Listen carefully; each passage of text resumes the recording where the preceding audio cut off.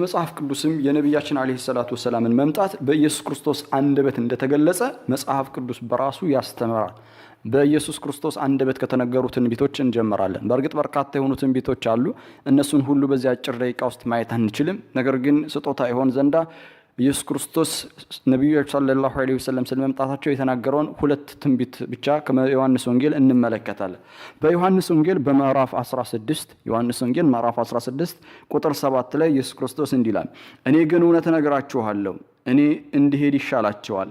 እኔ ባልሄድ አጽናኙ ወደ እናንተ አይመጣምና እኔ ብሄድ ግን እርሱን እልክላችኋለሁ። እርሱም መጥቶ ስለ ኃጢአት፣ ስለ ጽድቅም፣ ስለ ፍርድም ዓለምን ይወቅሳል ይላል። እንግዲህ ይህንን ጥቅስ ቆም ብሎ ማየት አስፈላጊ ነው። በዮሐንስ ወንጌል 16:7 ላይ እኔ ግን እውነት እላችኋለሁ እኔ እንድሄድ ይሻላችኋል ይላል። እኔ እንድሄድ ይሻላችኋል፣ እኔ ባልሄድ አጽናኝ ወደ እናንተ አይመጣምና ይላል። አሁን ኢየሱስ ክርስቶስ አጽናኝ እንደሚመጣ ነግሮናል። በእንግሊዘኛው ለምሳሌ NIV ኢንተርናሽናል ቨርሽን ባይብል ብናይ nevertheless ይላል። nevertheless I tell you the truth እኔ ግን እውነቱን ነገራቸዋለሁ። It is to your advantage that I go, for if I don't go away, the counselor will not come to you. If I don't go away, እኔ ካልሄድኩኝ አጽናኙ ወደ እናንተ አይመጣላችሁም ይላል። አጽናኙ ለመምጣት ኢየሱስ ክርስቶስ መሄድ ግድ ይለዋል። ግን አብዛኞቹ የክርስትና ሊቃውንቶች በተለይ መጽሐፍ ቅዱስ ምሁራን ምንድነው የሚሉት ይሄንን ጥቅስ በተመለከተ ይሄ ስለ ነብዩ መሐመድ ሰለላሁ ዐለይሂ ወሰለም መምጣት የተነገረ ትንቢት ሳይሆን መንፈስ ቅዱስ እንደሚመጣ ኢየሱስ ክርስቶስ ትንቢት መናገሩ ነው ይላሉ። መንፈስ ቅዱስ አስቀድሞ እንደነበረ በግልጽ መጽሐፍ ቅዱስ በርካታ መስረጃዎችን ማቅረብ እንችላለን። ሰዓቱ ስላልሆነ እነዛ ማቅረብ አልችልም። አሁን ግን ዘፍጥረት ምዕራፍ 1 ቁጥር 1 ላይ ብቻ መመልከት እንችላለን። ከቁጥር 1 ጀምሮ ብንመለከት የእግዚአብሔርን መንፈስ በውሃ ላይ ሰፎ ነበር ብሎ ያስተምረናል። ኢየሱስ ክርስቶስ ከመምጣቱ በፊት መንፈስ እንደነበረ መጽሐፍ ቅዱስ በበርካታ ቦታዎች ይጠቅሳል። ስለዚህ ስለ መንፈስ አይደለም የሚያወራው ማለት ነው። እኔ ካልሄድኩ አጽናኙ በፍጹም ወደ እናንተ አይመጣም ይላል። እኔ ብሄድ ግን እርሱን እልክላችኋለሁ። እርሱም መጥቶ ስለ ኃጢአትና ስለ ጽድቅም ስለ ፍርድም ዓለምን ይወቅሳል ይላል። ዓለምን ይወቅሳል ነው ያለው። ይሄ ነብይ የሚመጣው ነብይ ዓለምን የሚወቅስ ነው ይላል። ስለ ጽድቅና ስለ ኃጢአት ነብያችን መሐመድ ሰለላሁ ዐለይሂ ወሰለም ለዓለም የተላኩ ነብይ መሆናቸውን ቁርአን በግልጽ በሱረቱል አንቢያ ምዕራፍ 1 ቁጥር 107 ላይ ወማ አርሰልናከ ኢላ ረሕመተን ሊልዓለሚን ለዓለማት ሁሉ እዝነት አድርገን እንጂ ለሌላ አላክነን በማለት ቁርአን በግልጽ ለዓለም የተላኩ መልእክተኛ መሆናቸውን ይገልጻል።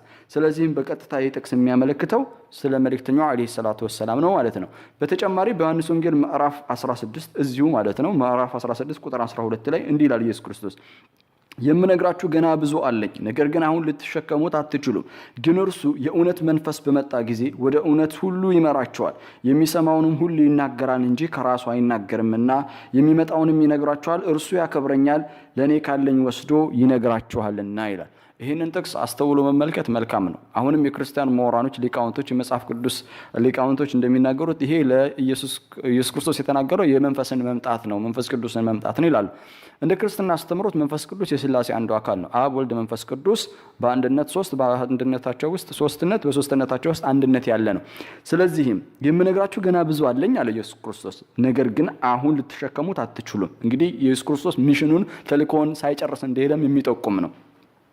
ነገር ግን እርሱ የእውነት መንፈስ በመጣ ጊዜ ወደ እውነት ሁሉ ይመራችኋል ይላል። እርሱ የእውነት መንፈስ በመጣ ጊዜ ወደ እውነት ሁሉ ይመራችኋል። አሁን መንፈስ የሚለው ቃል በቀጥታ ተጠቅሷል።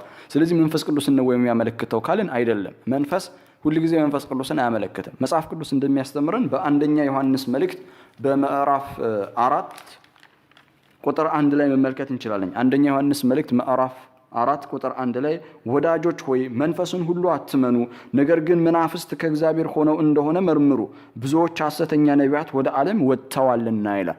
አሁን ቀጥታ ከላይ ሲያወራ ስለ መንፈስ አወራ። ግን መንፈስን በምን ተክቶ ነው ያወራው?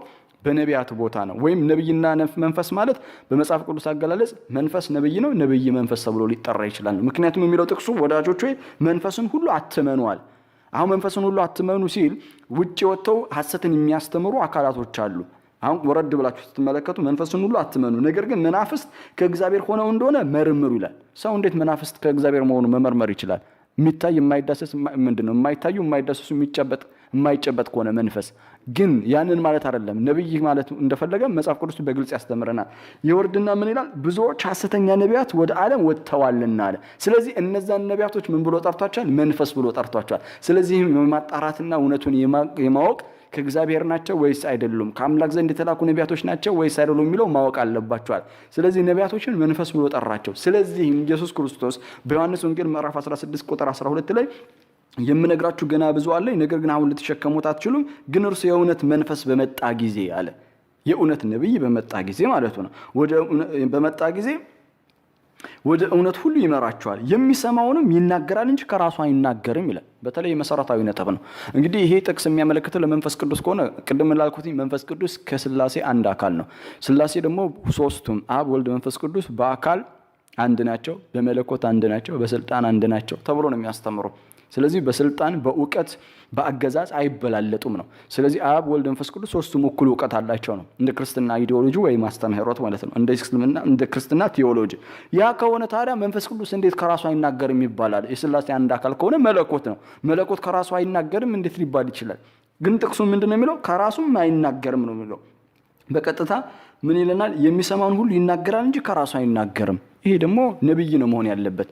ነብይ የተላከውን ብቻ መልእክት ነው የሚያደርሰው። ለዛ ነው ቁርአን በሱረቱ ነጅም ምዕራፍ 53 ከቁጥር 1 እስከ 3 ላይ ተጠቅሶ እናገኛለን።